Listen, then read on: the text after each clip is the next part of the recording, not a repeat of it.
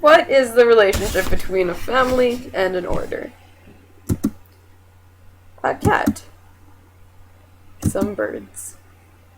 Oh, a diagram. Oh, perfect. So, in those two pictures, we saw a bird and a cat, which can be classified using these awesome things called diagrams. As you can see, we're looking at this camel, and we're like, where do we put it?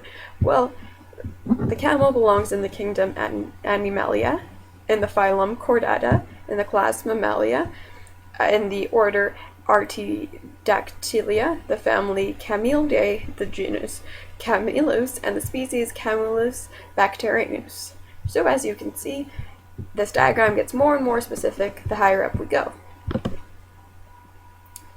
First, though, we must understand what an order is before we even start to talk about the relationship between an order and a family. So, in the Linnean classification system, we find that a kingdom is the highest level. It is the most inclusive and most diverse.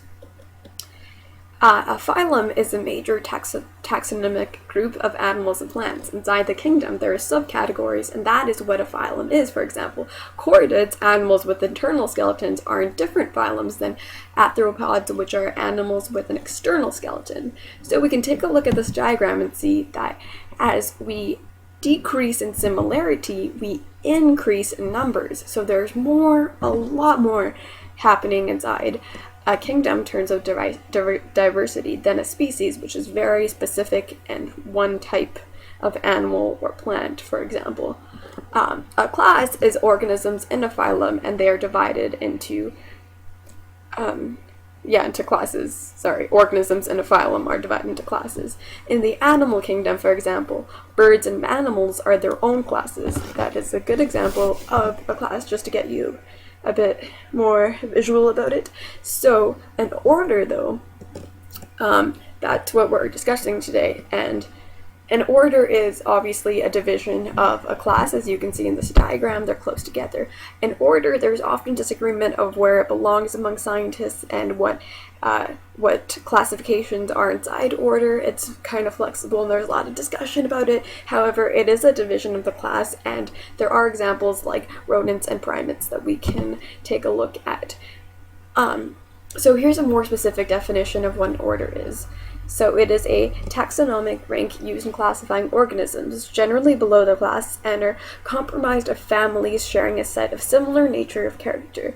So an example of different orders are orders for bats, orders for primates, meat-eating mammals, whales, insect eaters, lots of different things happening for orders.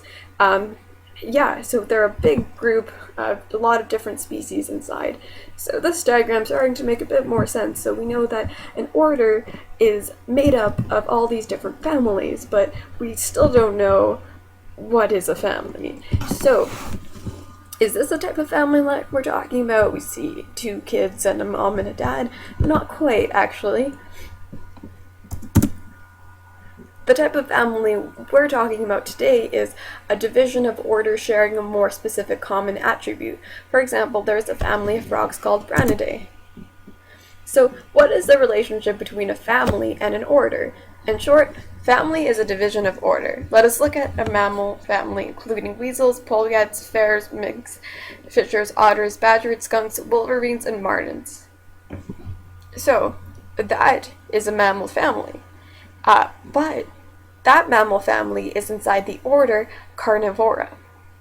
So, if we look at this tells us how it goes. So the kingdom, Animalia, and then you can follow this diagram down, and you see this one isn't actually part of the diagram that I showed before, it's just a subdivision of Mammalia. So, and then Carnivora is an order, and Mustelidae is the family.